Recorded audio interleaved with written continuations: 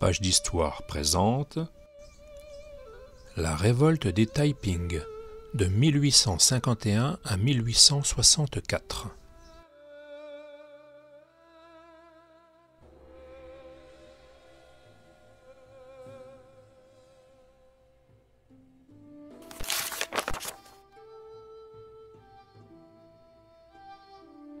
La dynastie Qin, d'origine mandchoue, a succédé à la dynastie Ming, constituée de Han chinois. Cette dernière dynastie impériale a régné sur la Chine de 1604 à 1912. Après une apogée sous les règnes des empereurs Yongzheng de 1723 à 1735 et Xianlong de 1735 à 1796, le pouvoir Qin dut faire face à de nombreux problèmes. Une très forte démographie en période de stagnation économique qui a entraîné une misère croissante et des mouvements sociaux. Une bureaucratie impériale rigide, corrompue et inefficace. L'agression des étrangers, notamment anglais-français, lors des deux guerres de l'opium de 1839 à 1842 et de 1856 à 1860, qui impose des traités inégaux. Introduction de l'opium en Chine, ouverture de ports chinois au commerce international,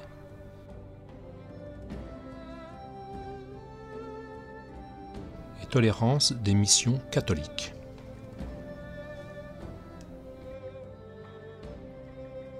Après l'empereur Tianhe, qui lutta très durement contre toute influence occidentale, son fils Taoquan est très affaibli par les exigences occidentales après la première guerre de l'opium. Xianfeng, son fils préféré, le quatrième, monte sur le trône. Considéré comme le Néron chinois, il se révèle incapable de gérer la situation. Des famines et plusieurs catastrophes naturelles, dont une énorme inondation provoquée par le changement de cours du Yangtze-Kiang, qui déplaça son estuaire du nord au sud de la péninsule du Shantung, semblait signifier qu'il avait perdu le mandat du ciel.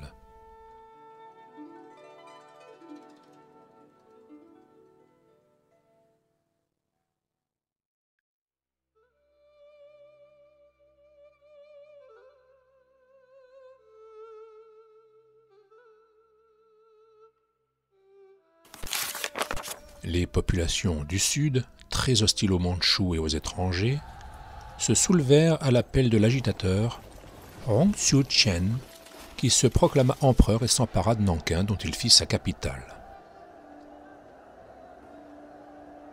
Seule révolte dans l'Empire, en raison des conditions difficiles et des bouleversements sociaux, mais aucune n'eut l'ampleur de celle-ci, qui affecta 18 provinces et des dizaines de millions de Chinois.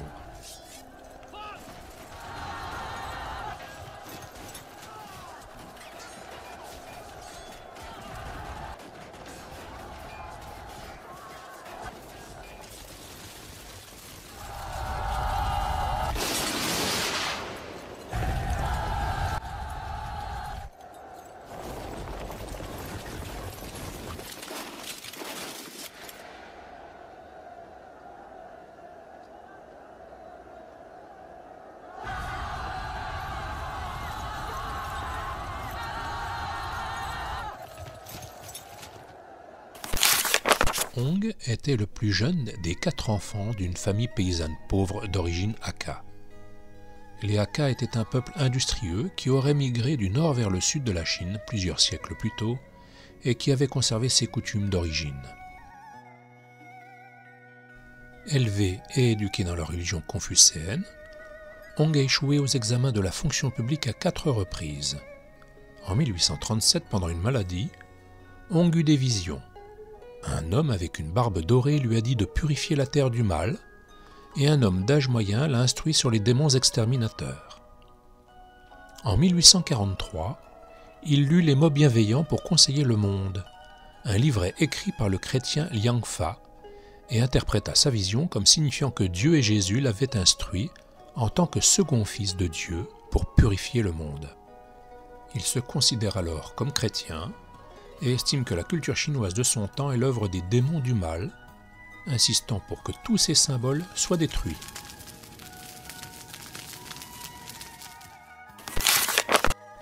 À la fin de 1844, l'un de ses tout premiers disciples, Fong Yun-chen, commence à prêcher et crée le Bai Shangdi Hui, la Société des adorateurs de Dieu qui faisait la synthèse de l'Ancien Testament et des traditions des sociétés secrètes chinoises, alors nombreuses en Chine, obtenant ainsi l'adhésion des minorités Hakka, Zhuang et Yas de la province du Guangxi, différentes des Han, et secouée par des famines et des troubles sociaux.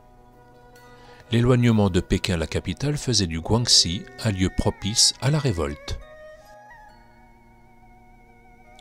Peu à peu se rassemblent dans la Société des adorateurs de Dieu de nombreux arrivants d'humble extraction, notamment des mineurs des mines d'argent de la montagne du Chardon, dans la région du Yong'an.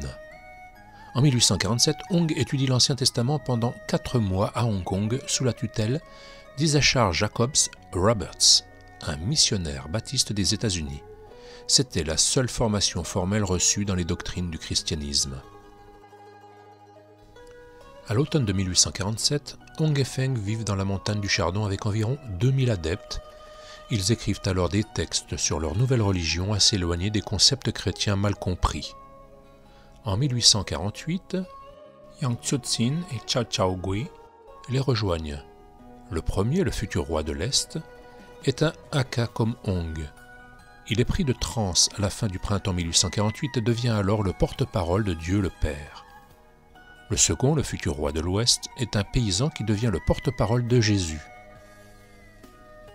En novembre 1849, Hong est père d'un enfant mâle, Hingui Fu, qui récupérera le trône du royaume céleste peu avant la catastrophe finale.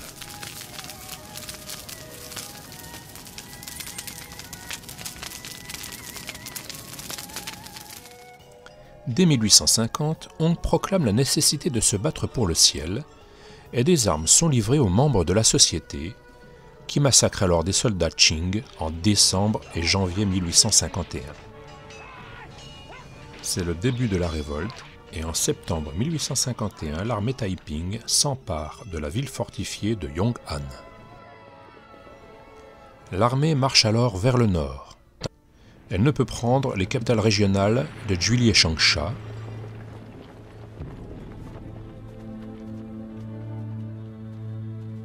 mais prend Wuchang. Wuchang opposa une grande résistance et il y eut un grand massacre quand la ville fut prise. Yosho et son arsenal tombent alors dans leurs mains, ce qui leur procure des armes en abondance. Les moines taoïstes et bouddhistes sont menacés de décapitation s'ils sont trouvés dans leur temple. Les biens des temples sont alors confisqués et donnés aux pauvres. Au printemps de 1853, l'armée Taiping avait atteint la prospère Yangnan, en aval du Yangtze. Elle attaque alors Nankin, l'ancienne capitale des Ming. Les remparts de la ville étaient de 25 miles de circonférence et plus de 40 pieds de haut, ce qui les rendait difficiles à défendre avec des troupes limitées. Le vice-roi Lu Kengying avait été envoyé avec une flotte de jonques de guerre pour arrêter les Taiping, mais il retourna à Nanjing le 25 février, signalant que sa force était trop faible pour les affronter. La panique gagne alors la population qui commence à fuir ainsi que des forces impériales. Le 8 mars, les bannières des Taiping ont été vues des murs de Nankin. Avec une force de 60 000 hommes et femmes, ils exigent la reddition de la ville. Le 19 mars, après 7 jours de combat, ils font une brèche dans les murs du nord-ouest et la conquièrent en creusant des tunnels sous les murs. Les découpes de papier étaient utilisées pour tromper les troupes impériales et attaquer de l'autre côté. 20 000 Mandchous environ étaient exécutés, la population indigène fut épargnée. La ville devient la capitale du royaume, rebaptisée Tianjin, capitale céleste. Les Taiping contrôlent alors plusieurs provinces du sud. Taiping Tiankuo, ou royaume céleste de la Grande Paix, se structure et s'organise dès son arrivée à Nankin. Hong établit un système agraire de la dynastie céleste. Il élabore les 10 commandements célestes et constitue un système à la fois politique, religieux et social. Le mouvement adopte dès la prise de Nankin une organisation et une hiérarchie stricte, ce qui fait sa force initiale et le démarque des nombreuses révoltes du passé.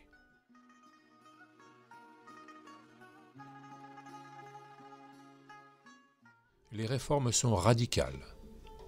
L'esclavage est aboli, la polygamie et le bandage des pieds des femmes interdits, l'égalité et la séparation rigoureuse des sexes est instaurée pour la première fois dans l'histoire du pays. Les terres sont réparties également entre tous les habitants.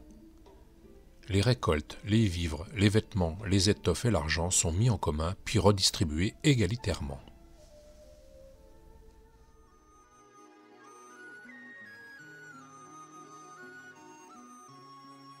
La nouvelle religion occupe une place importante dans le royaume céleste. Respect du nouveau dogme qui se veut chrétien mais est tenu pour hérétique par la plupart des principales branches du christianisme, rituels prescrits dans le pamphlet, bonne parole pour l'exhortation de notre époque, obligation d'assister aux offices religieux. Le gouvernement Qing de l'empereur Xianfeng doit faire face à de nombreuses révoltes. Face au danger que représente le mouvement Taiping, le général Sun Quanfan lève en 1853 l'armée de Xiang, une milice financée par la noblesse locale du Hunan. Le général Li Ronchang lève une milice dont Longqu. Deux grands camps Qing sont établis. À Jiangnan, près du mausolée de Ming, à côté de Nanjing, sous le commandement de Xian Yong, et à Jiangbei, dirigé par Zishan.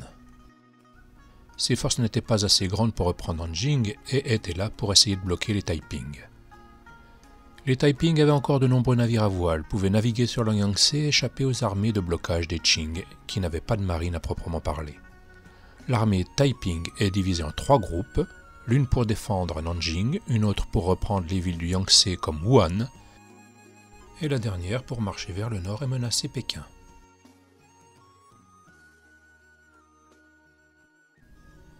Cette armée du Nord, forte de 70 000 vétérans et jeunes recrues, part en mai 1853. Il rencontre beaucoup plus de problèmes en allant vers le nord qu'en marchant vers Nanjing. Les villes sont beaucoup mieux préparées à résister. Les combattants Taiping ne sont pas préparés pour l'hiver rigoureux du nord et beaucoup meurent de froid ou sont mutilés par des engelures. Ils atteignent néanmoins la périphérie de Tianjin. Ils sont très mal approvisionnés. En mai 1854, ils sont encerclés par les armées Qing qui ont détourné les eaux du Grand Canal vers le camp des Taiping à Lianzhen. Ils sont alors anéantis par les troupes du général mongol Sengye Rinchen, qui fait exécuter le général Taiping, Li Fengxiang.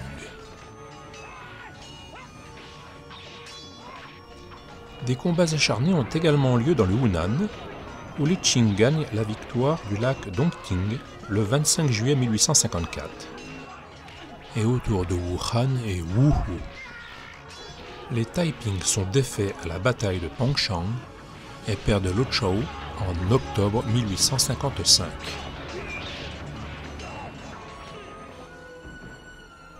À cette époque, les Britanniques, les Français et les Américains envoyèrent plusieurs missions d'observation à Nankin pour déterminer la politique de leurs pays respectifs à l'égard du royaume Taiping. Les Britanniques et les Américains en ont une opinion très négative.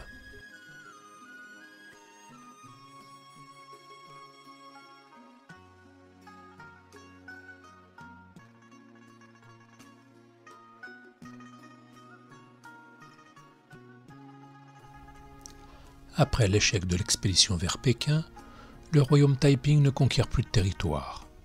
Au nord, les paysans n'ont pas suivi et aucune alliance forte n'a pu être nouée avec les Nian. Les principes énoncés ne sont plus respectés par les hauts gradés dans la hiérarchie. Hong Chu-chen et les dirigeants Taiping pratiquent la polygamie alors que celle-ci a été interdite. Hong n'est plus autant impliqué dans les décisions politiques et stratégiques de la révolte. On parle même de chef invisible car à partir de 1853, il cesse de s'impliquer activement dans la conduite des affaires. Il perd peu à peu la réalité du pouvoir au profit de Yan Tzu-ts'in, qui cumule en fait les pouvoirs de général en chef de l'armée Taiping et de Premier ministre au travers de son titre de seigneur des 9000 ans, qui en fait le second personnage du royaume. Hong ne règne plus que par des proclamations écrites essentiellement centrées sur des questions religieuses, à partir de son palais du roi céleste à Nankin. La paysannerie, tant défendue au début de la révolte, est peu à peu oubliée. Ainsi par exemple, les dirigeants vivent dans le luxe et les concepts de société sans classe et d'égalité entre hommes et femmes, si forts au début, sont contrecarrés par la mise en place d'une hiérarchie marquée, dans laquelle le droit d'avoir plusieurs femmes est devenu une marque importante de pouvoir. L'unité du mouvement vole en éclats lorsque les dirigeants Taiping eux-mêmes se livrent à des luttes intestines.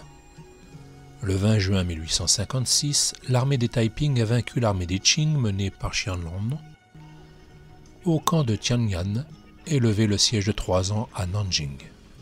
Qianlong est mort le 9 août et les nouvelles de sa mort ont atteint Nanjing. Yang Cixin a vu que le royaume était hors de danger immédiat et a commencé à faire ses plans pour prendre le pouvoir. Roi de l'Est, seigneur des 9000 ans et second de Yong, il est mis à mort par Wei Shankui, Siru Tang, Shida Akai, sur ordre de Rong Qiuchen.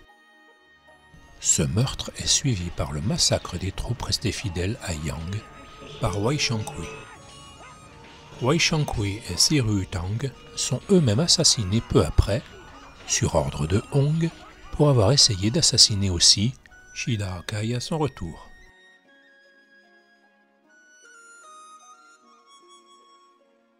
Ces massacres marquent un tournant capital en décimant le haut commandement Taiping et en cassant définitivement l'unité du mouvement. Il n'y avait plus d'administrateur capable comme Yang. Shida Akai était maintenant le seul des 5 rois originels encore vivants, et Hong nomma 2 de ses frères aînés comme rois.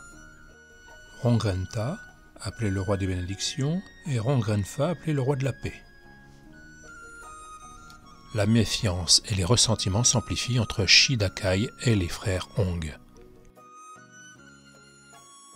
Aussi, en 1857, Shi part de la capitale avec 100 000 hommes vers le sud-ouest, où il va faire la guerre à son compte, ce qui affaiblit encore le régime. Les Qing ont profité de cette situation pour reprendre Wuchang et de vastes zones de Jiangnan. Cependant, sous la direction de Shen Yushun et Li Qiushun, les Taiping gagnèrent la bataille de Sengguo contre l'armée du Yunnan de Liamara du 7 au 18 novembre 1858.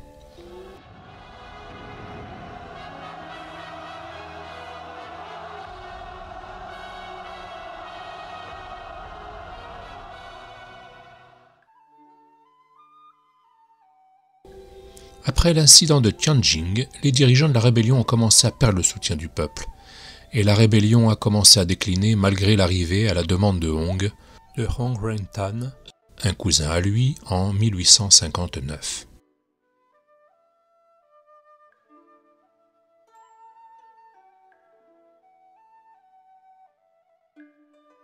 Il revitalise pour un temps le mouvement par ses idées modernes, qu'il ne peut malheureusement guère mettre en œuvre. Les forces Qing doivent se battre sur plusieurs fronts. La rébellion grandissante des Nian dans le nord de la Chine, qui avait une forte cavalerie bien entraînée et entièrement équipée d'armes à feu modernes, qui a coupé la communication au sud. Des problèmes avec les Britanniques sur le commerce et d'autres questions qui conduiront bientôt à la deuxième guerre de l'opium.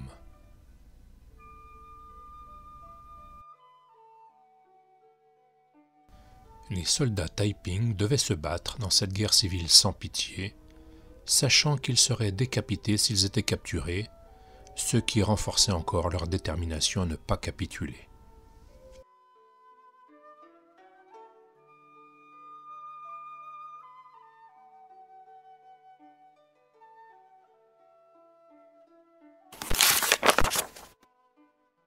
Les querelles fratricides ont durablement désorganisé et décapité le mouvement des Taiping.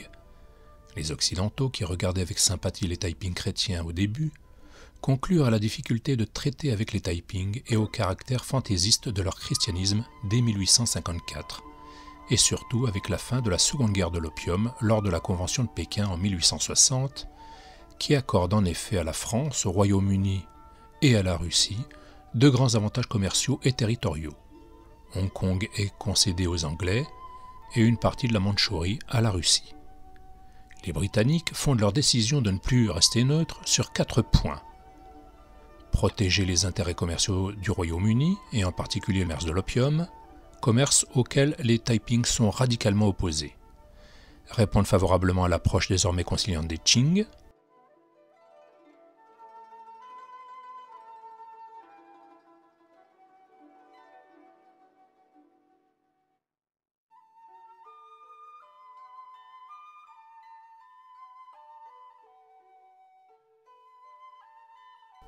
Mettre fin aux destructions provoquées par les Taiping. Réagir à la façon déplacée dont Hong Xiuqian traite les envoyés occidentaux traités comme de simples porteurs de tribus venus s'incliner devant le seigneur de tous les royaumes. Les tentatives Taiping de prendre Shanghai en 1860 et 1862, dont le port ouvert aux Occidentaux est pour eux essentiel en tant que point d'accès à la Chine, est une des principales raisons de l'aide que vont apporter les puissances étrangères à la dynastie Qing.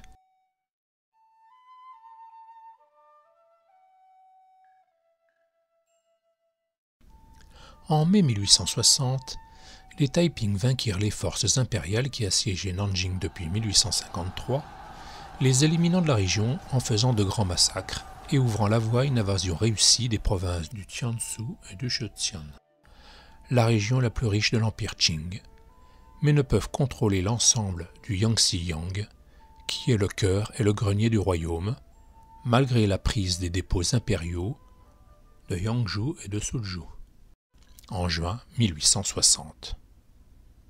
Face à la menace contre Shanghai, un aventurier américain, Frederick Townsend Ward, met sur pied, à partir d'un embryon d'une centaine de mercenaires, ce qui deviendra pour les Chinois l'armée toujours victorieuse, et qui comptera bientôt 5000 Chinois commandés, armés et entraînés à l'européenne.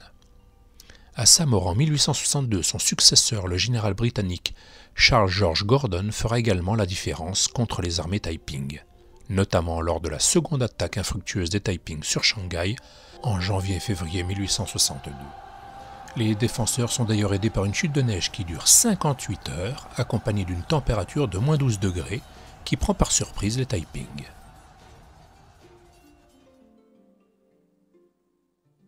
Après l'échec contre Shanghai, l'armée Taiping forte de 50 000 combattants fut vaincue par les Rongzhang dans une série de batailles qui aboutirent à la bataille de Hongqiao le 17 juin 1862. Le général Taiping, Li Ziuchun, s'est retiré à Suzhou et a planifié une expédition pour soulager Nanjing, maintenant menacée par les forces de Zhang Guofan. La capitale des Taiping était maintenant encerclée. Li Hongzhang déblayant la zone côtière et Zhuo Zhenhan déblayant Zhejiang.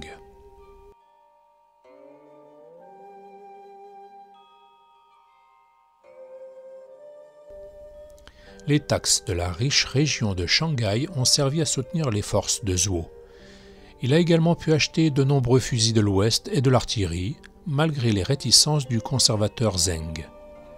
Il a également construit des usines de munitions modernes.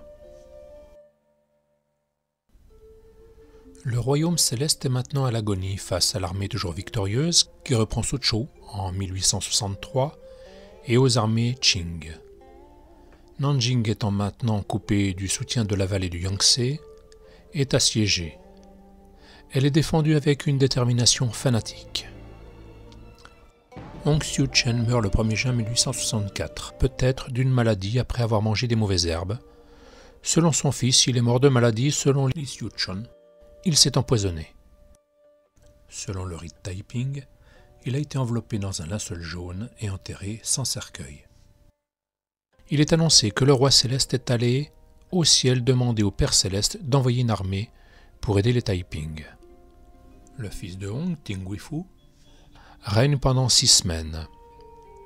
Le 19 juillet 1864, une énorme mine de plus de 40 000 livres de poudre à canon a fait sauter une longue brèche dans les murs après des travaux de sape près de la porte est. Li Ziuchun a protégé le palais du royaume céleste et y a mis le feu. Il a donné son propre cheval au fils de Hong, prenant un cheval plus faible pour lui-même. Les murs ont été brisés et la plupart des habitants de la ville, de 7 000 à 100 000 personnes selon les sources, ont été massacrés.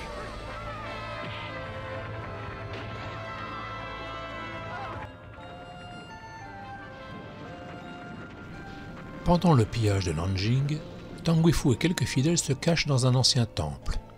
Puis de nuit, ils réussissent à s'échapper dans le chaos en portant des uniformes Qing. Le cheval de Li Xuchen s'écroule et il est obligé de rester. Il s'endort et est capturé par des soldats Qing. Il est exécuté après avoir écrit des aveux. Tang Guifu et Rong Rentan se sont échappés avec environ 1000 adeptes. Ils ont été suivis par la cavalerie de Zheng Guofan et sont allés jusqu'à Xichang, essayant de s'enfuir vers la patrie des Taiping, au Guangxi, mais sont capturés. Tang Guifu est exécuté le 18 novembre 1864, Rong Rentan le 23. Les restes de l'armée Taiping sont chassés et détruits l'année suivante, à l'exception des forces de Lai Wenquan, qui s'unirent avec les rebelles de Nian pour tenter de maintenir le mouvement Taiping en vie. Il a été capturé, exécuté en 1868. La reconquête de Nankin par les Qing ne marque pas pour autant la fin de la guerre civile. Celle-ci continue encore de longues années, car des bandes comprenant des centaines de milliers d'anciens Taiping continuent à livrer combat. Ce n'est qu'en août 1871 que le général Li Fuzong, commandant les restes de l'armée de Shidakai, est finalement écrasé par les Qing, que la paix revient réellement dans cette partie de la Chine.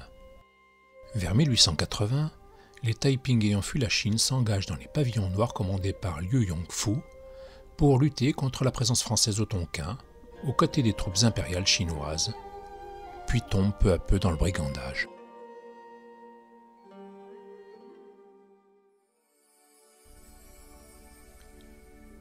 Les causes de l'effondrement des Taiping sont multiples.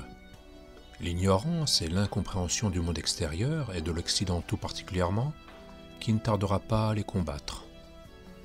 L'incapacité de Rong Chuchen à s'entourer de conseillers compétents et son retrait précoce des affaires temporelles du royaume.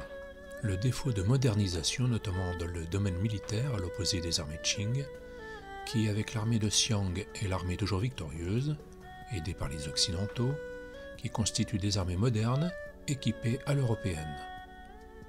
L'impuissance des Taiping à s'allier aux autres rébellions, notamment celle des Nian. Le trop grand rigorisme de la religion imposée au peuple, mais transgressée par les dirigeants. Le manque de réalisme et l'absence d'objectifs clairs du régime, et la guerre fratricide des prétendants au trône. Les conséquences de la guerre civile furent d'abord démographiques. Le nombre total des victimes est considérable, de l'ordre de 20 à 30 millions de morts, auxquels se rajoutent les victimes des catastrophes naturelles et celles des autres révoltes.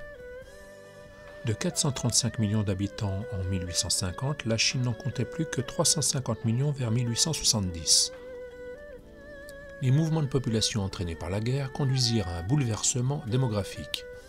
Certaines régions furent désertées, non seulement du fait de la mortalité, mais à cause de la fuite en masse de la population vers des lieux plus cléments.